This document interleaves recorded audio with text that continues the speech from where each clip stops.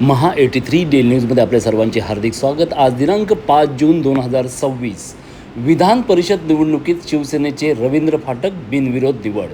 विधान परिषद निवडणुकीत शिवसेनेचे रवींद्र फाटक यांची बिनविरोध निवड झाली।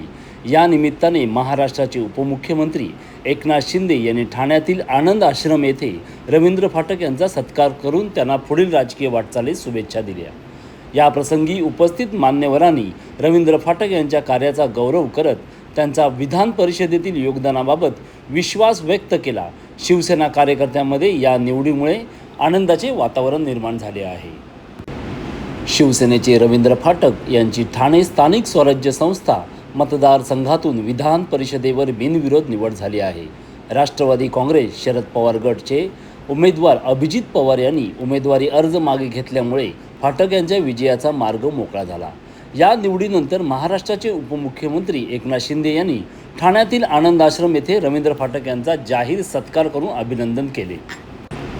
ठाणे विधान परिषद मतदारसंघातून शिवसेनेचे रवींद्र फाटक यांची बिनविरोध निवड झाल्याने शिवसैनिकांमध्ये उत्साहाचे वातावरण निर्माण झाले आहे।